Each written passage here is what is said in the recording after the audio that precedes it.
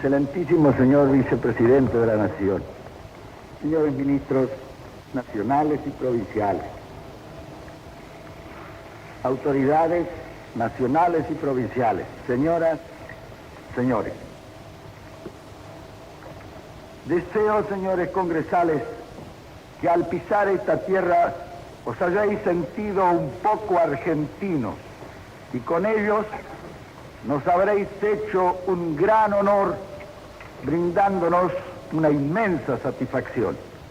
Para el corazón argentino, en nuestra tierra nadie es extranjero, si viene animado del deseo de sentirse hermano nuestro. Ese corazón y esa hermandad es lo que os ofrecemos como más sincero y como más precioso. Que os sintáis en vuestra casa será nuestro orgullo. En ella nadie os preguntará quién sois y os ofrecerá con el pan y la sal de la amistad esta heredad de nuestros mayores que queremos honrar como la honraron ellos.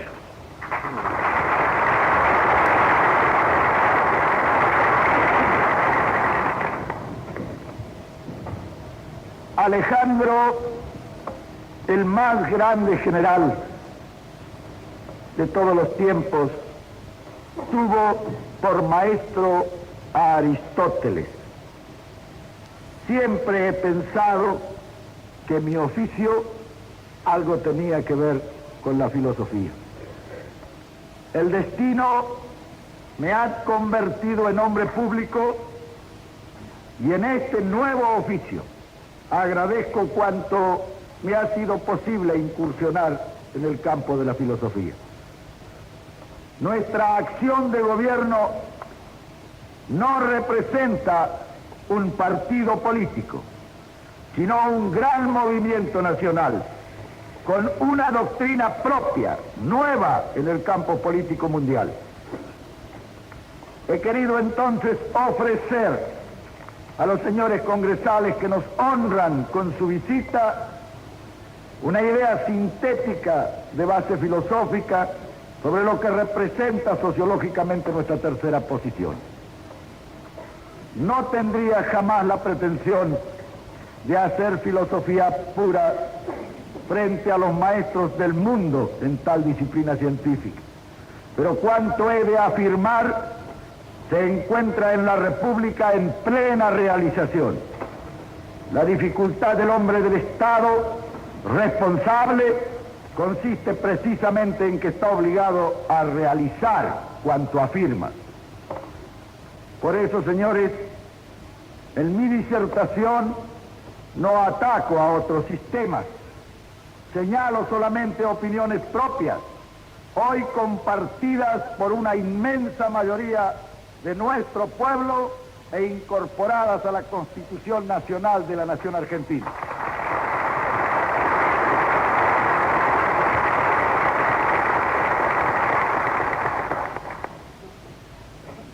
El movimiento nacional argentino que llamamos justicialismo en su concepción integral tiene una doctrina nacional que encarna los grandes principios teóricos de que os hablaré enseguida y constituye a la vez la escala de realizaciones hoy ya felizmente cumplidas en la comunidad argentina. He querido exponer personalmente ante los señores congresales tales concepciones en la seguridad de que lo interpreten como un esfuerzo personal en contribución a este Congreso y el deseo de expresar personalmente también a nuestros gratos huéspedes toda nuestra consideración y todo nuestro afecto.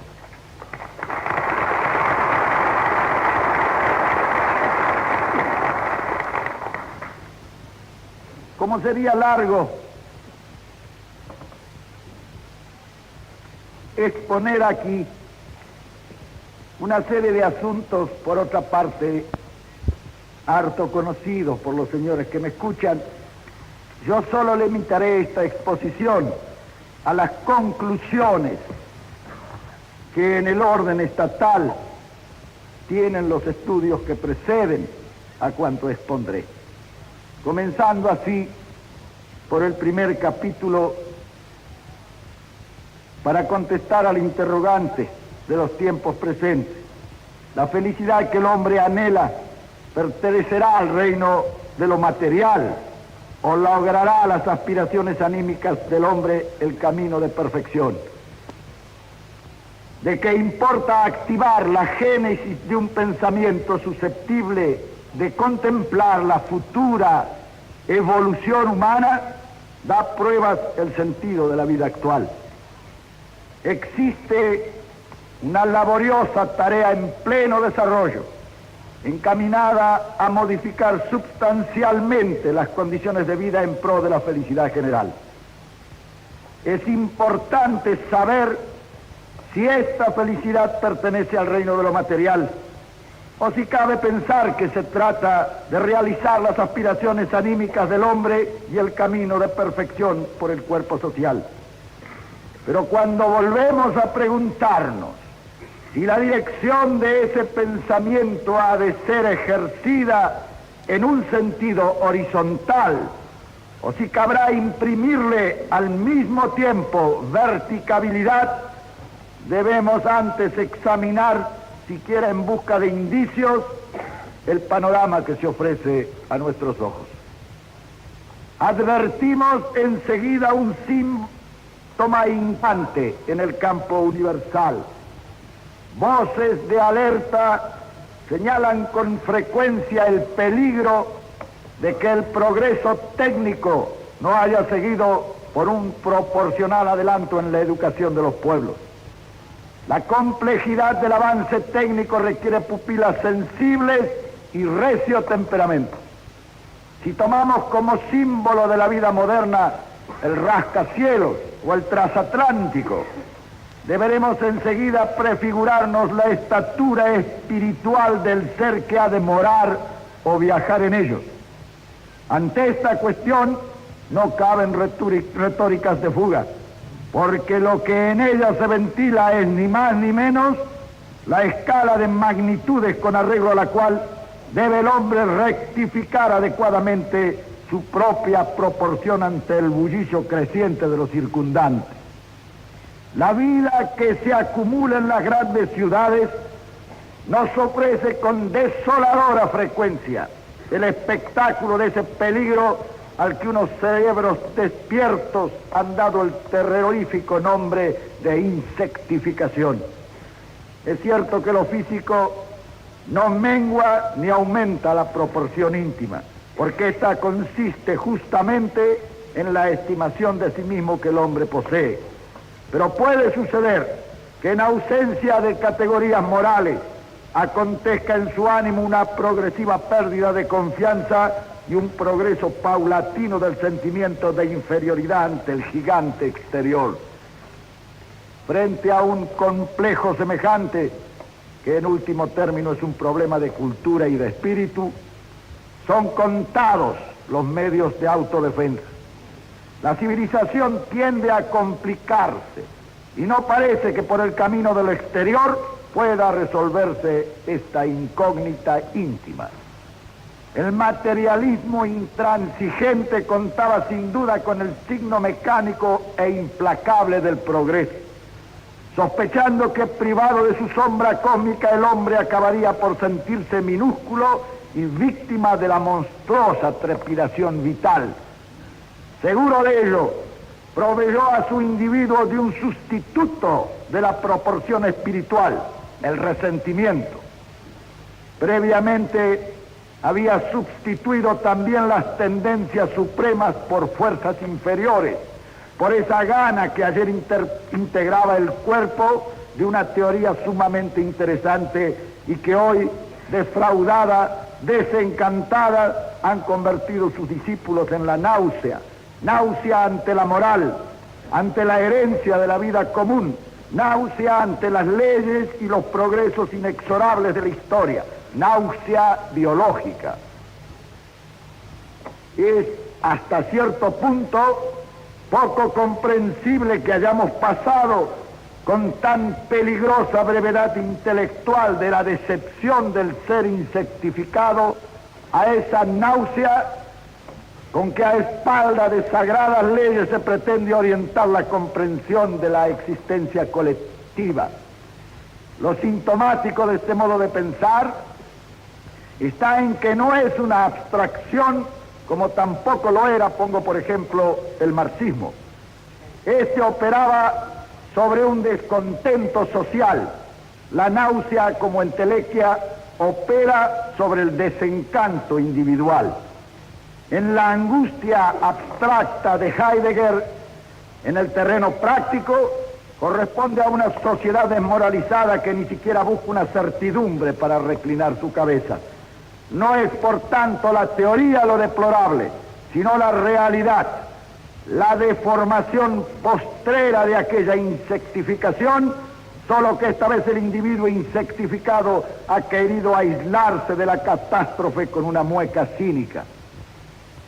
Reconozcamos que esta era la consecuencia necesaria y obligada del doloroso extravío de la escala de magnitudes. Armado con ella podía el hombre enfrentarse no solo con la áspera y poco piadosa vicisitud de su existencia, sino con la crisis que una evolución tan terminante habría de suscitar en su intimidad. Saberse ligado a los reinos superiores, a las leyes materiales del contorno, le facilitaba una generosa concentración de fuerzas para entrar con biológica alegría en un ciclo en que todos los fenómenos parecen desbordarse. En una célebre fábula de Goethe, le acontece a un hombre desdichado verse compelido a una elección extraordinaria. Melusina, reina del país de los enanos, le invita a reducir su tamaño y compartir con ella su elevada jerarquía. Le ofrece amor, poder, riquezas, solo que en un grado inferior. Será rey, pero entre enanos. Trasladado al país donde las briznas de hierba son árboles gigantescos, este hombre, el más mísero de los mortales, añora su forma anterior. Y la añora, suponemos, porque su escala de magnitudes le advierte que en la prosperidad o en el infortunio anterior era inimitable. En el hecho complejo del existir el hombre es sin más una entidad superior. Puede ser igualmente trasladada a otros paisajes y preferentemente a esos donde la desintegración y la heterogeneidad de la vida moderna han reducido principios absolutos e ideales en provecho del esplendor material. Se ha producido el milagro de la fábula, pero a la inversa. Al hombre no le ha sido dado elegir con arreglo a su proporción, y aquel que no poseía un grado de fe en sus valores espirituales sustituyó la altiva reacción por la resignación o por el descontento, la difuminación gradual de las perspectivas que padece quien no posee una conciencia justa de su jerarquía, la insectificación. Pero semejante desviación no es consecuencia del auge de los ideales colectivos. Que el individuo acepte pacíficamente su eliminación como un sacrificio en aras de la comunidad no redunda en beneficio de ésta. Una suma de cero es cero siempre. Una jerarquización estructurada sobre la abdicación personal es productiva solo para aquellas formas de vida en que se producen asociados el materialismo más intolerante, la deificación del Estado, el Estado mito o una secreta e inconfesada vocación al despotismo. Lo que caracteriza a las comunidades sanas y vigorosas es el grado de sus individualidades y el sentido con que se disponen a engendrar en lo colectivo.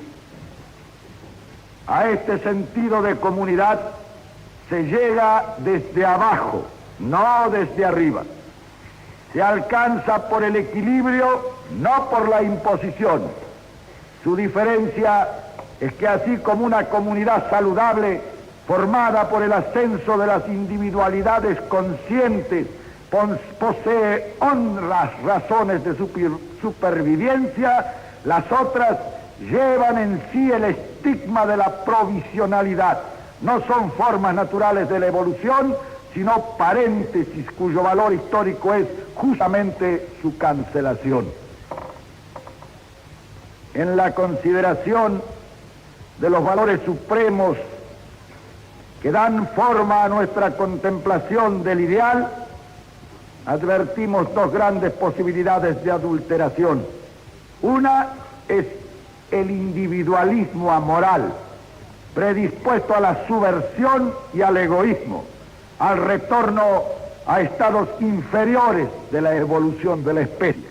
Otra reside en esa interpretación de la vida que intenta despersonalizar al hombre en un colectivismo atomizador. En realidad operan las dos un escamoteo. Los factores negativos de la primera han sido derivados en la segunda a una organización superior. El desdén aparatoso ante la razón ajena, la intolerancia, han pasado solamente de unas manos a otras. Bajo una libertad no universal en sus medios ni en sus fines, sin ética ni moral, le es imposible al individuo realizar sus valores últimos, por la presión de los egoísmos potenciados de unas minorías. Del mismo modo, bajo el colectivismo materialista llevado a sus últimas consecuencias, les es arrebatada esa probabilidad, la gran probabilidad del existir por una imposición mecánica en continua expansión y siempre hipócritamente razonada. El idealismo hegeliano y el materialismo marxista, operando sobre necesidades y calamidades universales que han influido profundamente en el ánimo general, constituyen direcciones cuya resultante será prudente establecer. De la historia y aún de sus excesos extraemos preciosas enseñanzas ante las que en modo alguno podemos ni debemos permanecer insensibles. Mientras el pensamiento creía poder sostenerse en lo fundamental en espacios puramente teóricos, el mundo obraba por su cuenta.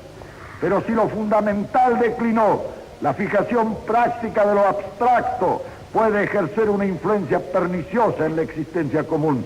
Resulta entonces necesario detenernos de nuevo a examinar nuestros absolutos y a limpiar de excrescencias y añadiduras superfluas un ideal apto para servir de polo al sentido lógico de la vida. En esa labor se nos antoja primordial la recuperación de la escala de magnitudes. Esto es, devolver al hombre su proporción para que posea plena conciencia de que ante las formas tumultuosas del progreso sigue siendo portador de valores máximos, para que sea humanamente, es decir, sin ignorancia. Solo así podemos partir de ese yo vertical a un ideal de humanidad mejor, suma de individualidades con tendencia a un continuo perfeccionamiento. Sugerir que la humanidad es imperfecta, que el individuo es un experimento fracasado, que la vida que nosotros comprendemos y tratamos de encauzar es en sí y en sus formas presentes algo irremediablemente condenado a la frustración, nos hace experimentar la dolorosa sensación de que se ha perdido todo contacto con la realidad. Lo mismo tememos cuando se fía a la abdicación de las individualidades en poderes extremos, una imposible realización social. Si hay algo que ilumine nuestros pensamientos, que haga perseverar en nuestra alma la alegría de vivir y de actuar, es nuestra fe en los valores individuales como base de redención. Y si ha llegado a situar al hombre en actitud de defenderse de la cosa, puede hacerse de ello polémica simple. pero es conveniente repetir que no han sido teorías fundadas en sugestiones, sino un parcial relajamiento biológico. Del desastre brota el heroísmo, pero brota también la desesperación, cuando se han perdido dos cosas, la finalidad y la norma. Lo que produce la náusea es el desencanto, y lo que puede devolver al hombre la actitud combativa es la fe en su misión, en lo individual, en lo familiar y en lo colectivo. Ahora bien, va anexo al sentido de la norma el sentido de la cultura. Nuestra norma, la que tratamos de insinuar aquí, no es un cuadro de imposiciones jurídicas, sino una visión individual de la perfección propia, de la propia vida ideal. En ese aspecto no cabe duda de que su eficacia depende enormemente de nuestra comprensión del mundo circundante como de nuestra aceptación de las obligaciones propias. El solo intento de trazar un cuadro comparativo entre las posibilidades culturales de la antigüedad y las actuales resultaría descabellado. El progreso, el incremento de relaciones, la complejidad de costumbres han ampliado el paisaje en términos indescriptibles. Es lógico pensar, por consiguiente, que la dilatación del panorama haya redundado en limitación proporcional de la conciencia de situación. Cuando en nuestro tiempo se plantean cuestiones de moral y de ética, ¿acaso las más sustantivas e inaplazables que debemos formularnos hoy no ignora que en la confusión de muchos valores desempeña un activo papel el signo vertiginoso del progreso? La evolución humana se ha caracterizado, entre otras cosas, por lanzar al hombre fuera de sí para proveerle previamente, pero sin proveerle previamente una conciencia plena de sí mismo. A ese estar fuera de sí puede atender mediante leyes la comunidad organizada políticamente, y tendremos entonces un aspecto de la norma ética.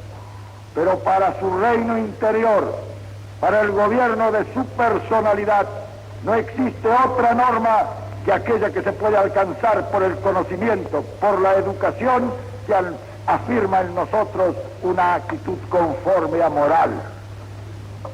De que esta norma llegue a constituir un sistema ordenado de límites e inducciones depende absolutamente el porvenir de la sociedad. Ni siquiera nos es posible comprender ese porvenir como suma de libertad y de seguridad si no podemos prefigurar en ella la existencia de normas. Y no somos de los que pensamos que es preferible resolver quirúrgicamente el problema encomendando la libertad irresponsable al imperio vigilante de la ley. Las colectividades que hoy deseen presentir el futuro, en las que la autodeterminación y la plena conciencia de ser y de existir integran una vocación de progreso, precisan como requisito sustancial el hallazgo de ese camino, de esa teoría que iluminen ante las pupilas humanas los parajes oscuros de su geografía.